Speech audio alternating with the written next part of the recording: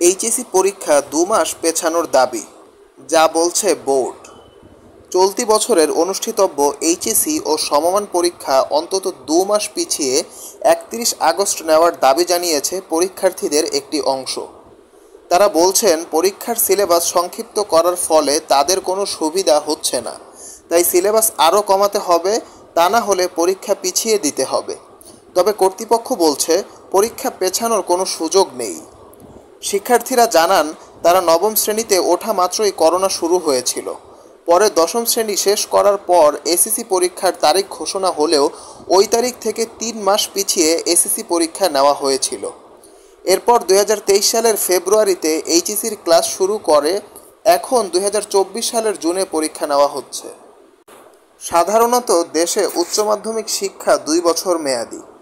এই ২ বছর পড়াশোনার শেষে উচ্চ মাধ্যমিক পাবলিক পরীক্ষা অনুষ্ঠিত হওয়ার কথা, কিন্তু এবারের এইচএসসি পরীক্ষা হবে স্বাভাবিক সময়ের ৭ মাস আগে, অর্থাৎ ১৭ মাস শেষে।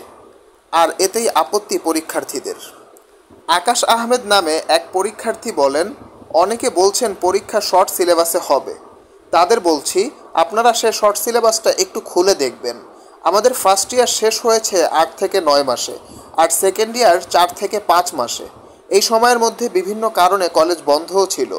আমরা সব মিলিয়ে কলেজে ক্লাস করেছি ১৩ থেকে ১৪ মাসের মতো। এ সময়ের মধ্যে পরীক্ষার প্রস্তুতি কোনোভাবে সম্পন্ন করা সম্ভব নয়। এদিকে এ পরীক্ষা পেছানোর দাবিতে মানববন্ধন কর্মসূচি ঘোষণা করেছেন শিক্ষার্থীরা। আগামীকাল বুধবার ২২ মে রাজধানীর শাহবাগে জাতীয় জাদুঘরের সামনে সকাল ১০টায় এ কর্মসূচি শুরু হবে। কর্মসূচি থেকে তারা একাধিক দাবি জানাবেন। এগুলোর মধ্যে আগামী ৩০ জুনের পরীক্ষা পিছিয়ে ৩১ আগস্টে পরীক্ষা নেওয়ার দাবি উল্লেখযোগ্য।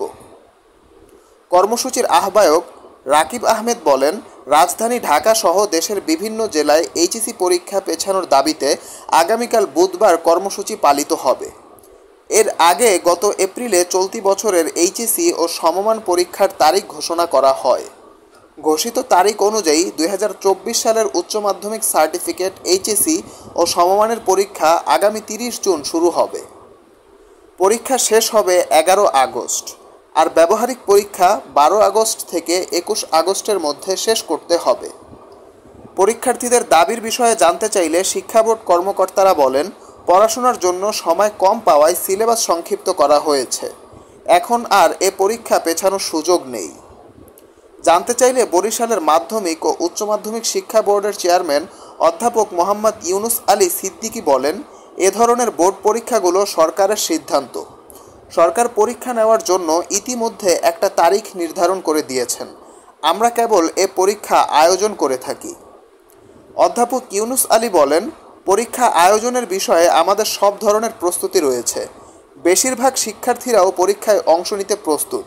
প্রতি বছরই শিক্ষার্থীদের একটি অংশ এ ধরনের দাবি দেওয়া নিয়ে সামনে আসেন। পরীক্ষার্থীদের মানববন্ধনের বিষয়টি বোর্ড চেয়ারম্যানের দৃষ্টি আকর্ষণ করলে তিনি বলেন, এ বিষয়ে আমাদের কোনো মন্তব্য নেই। তারা যে কোনো কর্মসূচি করতে পারেন।